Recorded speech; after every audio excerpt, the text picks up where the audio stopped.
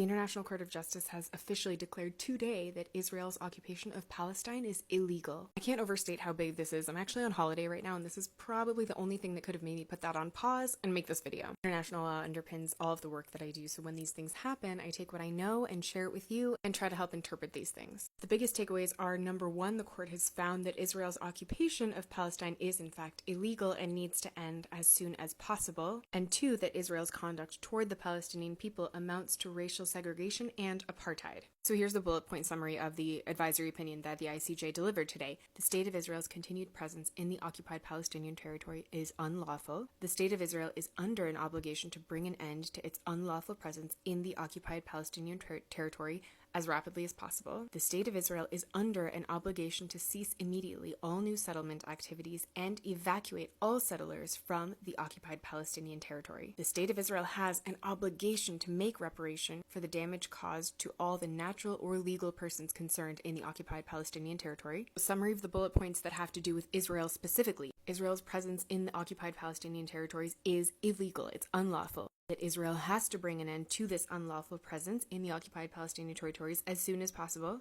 Israel also has to end all new settlements immediately, as well as evacuate settlers from the occupied territories, and that Israel needs to make reparations. But the advisory opinion doesn't end there, because this is a bullet point summary of the things that they're saying other states need to do. So all states, all countries, are under an obligation not to recognize as legal the situation arising from the unlawful presence of the state of Israel in the occupied Palestinian territory, and not to render aid or assistance in maintaining the situation created by the continued presence of the state of Israel in the occupied Palestinian territory. International organizations, including the United Nations, are under an obligation not to recognize as legal the situation arising from the unlawful presence of the state of Israel in the occupied Palestinian territory. And finally, the United Nations, and especially the General Assembly, which requested this advisory opinion from the ICJ, and the Security Council should consider the precise modalities and further action required to bring an end as rapidly as possible to the unlawful presence of the state of Israel in the occupied Palestinian territory. They're saying that these are obligations, legal obligations, that other countries now have, as well as international organizations like the UN. Everyone's always wondering and asking,